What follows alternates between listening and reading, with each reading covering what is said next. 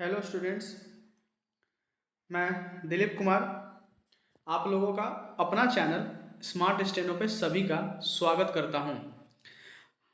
हम लोग झारखंड जेएसएससी सचिवालय अशुलिपिक का श्रुति लेखन को ले रहे हैं। वही सीरीज को कंटिन्यू कर रहे हैं।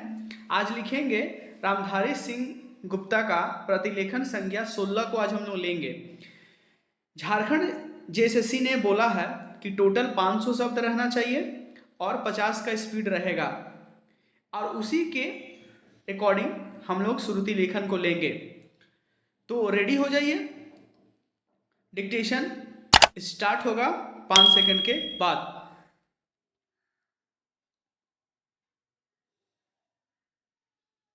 स्टार्ट।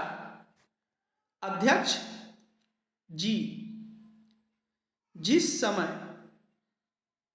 पाकिस्तान ने भारत पर हमला किया था, उस समय उन्होंने देश की रक्षा के लिए महत्वपूर्ण कार्य किया था।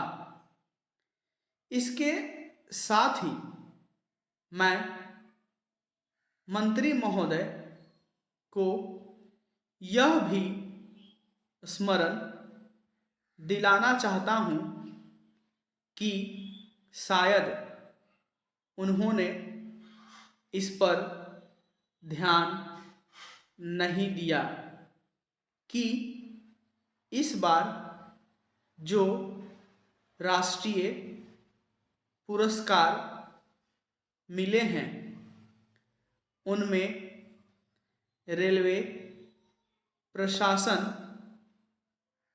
को केवल 2 ही प्राप्त हुए हैं, जबकि मैं ऐसा मानता हूं कि हमारी सेना के बाद अगर किसी ने युद्ध काल में सराहनीय कार्य किया है तो वह रेलवे प्रशासन अथवा रेलवे कर्मचारी और अधिकारी हैं।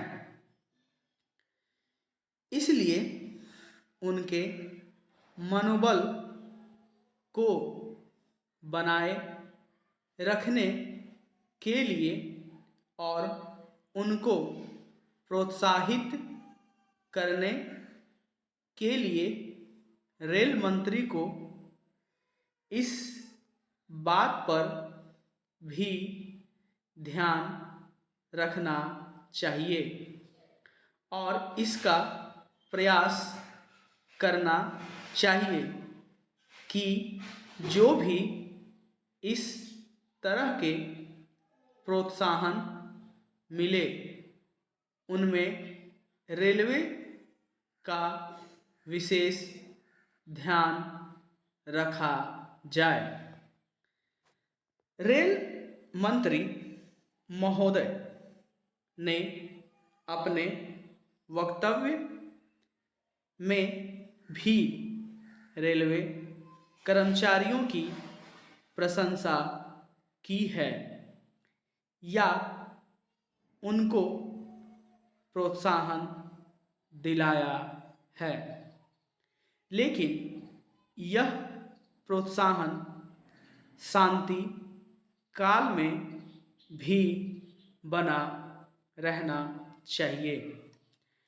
रेलवे ने युद्ध काल में जो काम किया वह तो देश की रक्षा का महान उद्देश्य था, लेकिन उसके बाद देश के निर्माण में या गरीबी मिटाने के लिए जो युद्ध होता है उसमें भी प्रत्येक रेलवे कर्मचारी का मनोबल उसी तरीके से बना रहे।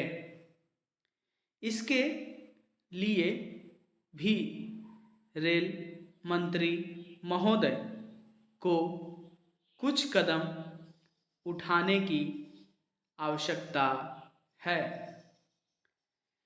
मैं ऐसा मानता हूँ कि वह किसी भी तरीके से करे, उनका तरीका कुछ भी हो, लेकिन उनको यह करना चाहिए कि जितने भी रेलवे कर्मचारी हैं, जो भी रेलवे को मुनाफा हो उसमें वह साझीदार हों।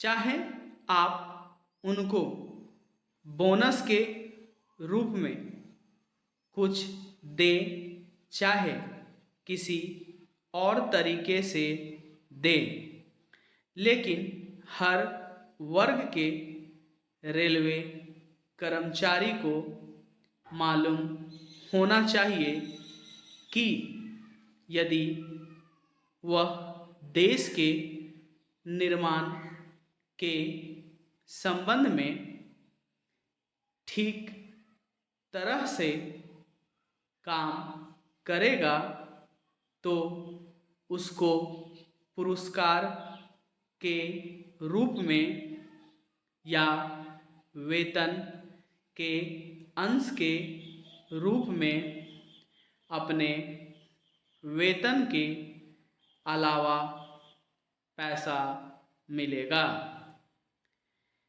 इसी प्रकार इस संबंध में मैं एक और सुझाव देना चाहता हूँ।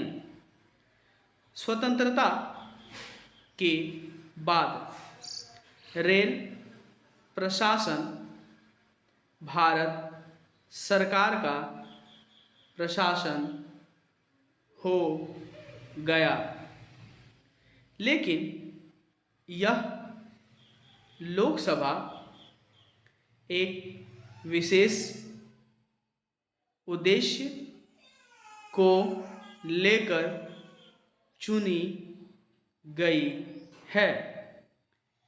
यह उस कार्यक्रम का एक नमूना ही है। गांधी जी ने जीवन के सभी पहलुओं पर प्रकाश डाला था। धन को वे संयम से व्यय करने के हक में थे। उपाध्यक्ष महोदय, मैं समझता हूँ कि अब तक इस वैदेशिक नीति पर न केवल इस और के सदस्यों ने ही बल्कि दूसरी और के सदस्यों ने भी प्रधानमंत्री जी को धन्यवाद दिया है। इसलिए मैं अपनी तरफ से धन्यवाद देकर उनका बोझ बढ़ाना नहीं चाहता।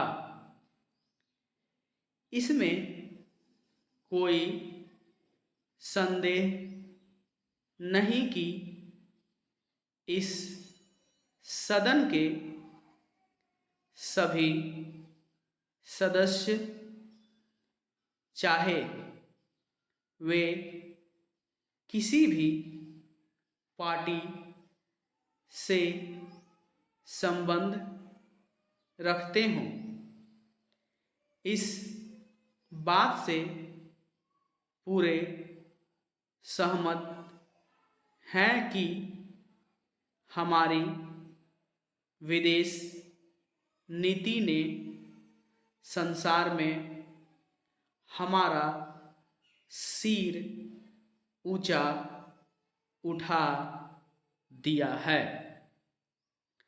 हमने पंचशील के सिद्धांत को संसार के सामने रखा है।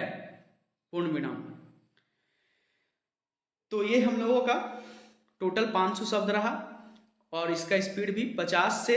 देखिए एक चीज़ आप लोग को बता देना चाहता हूँ, जो मेरा डिक्टेशन होता है ना, जो एग्ज़ाम में JSSC या भी मैं फिर SSC का जो स्टेनोग्राफर सेंट्रल लेवल का आता है, स्टेनोग्राफर C और D, उसका भी डिक्टेशन दूंगा। तो हर एक डिक्टेशन में क्या करता है ना कि स्पीड जो होता है फ्लक्चुएट करता है। वो फ्लक्चुएट कहने का मतलब है कि वो थोड़ा सा जो है ना वीडियो जिसे जो स्पीड होता है वो थोड़ा सा, जैसे अगर 50 का JSSC बोला है तो वो 55-50 का वो लाइक करता है, ठीक है। और SSC स्टेनोग्राफर C और D की बात कर ले तो जिसे 80 का बोलता है वो, ठीक है। तो 80 नहीं, वो 85-80, ठीक है, वो फ्लक्चुएट करता। उसी के अकॉर्डिंग आप लोग को दिया जा रहा डिक्टेशन। ये डिक्टेशन देने का नियम भी होता है कि थोड़ा सा फ्लक्चुएट करता ही है, और उसी के अकॉर्डिंग आप लोग को पूरा डिक्टेशन देता हूँ। तो मेरा जो डिक्टेशन लिख लेगा उसको एग्जाम में किसी तरह का कोई दिक्कत नहीं होगा।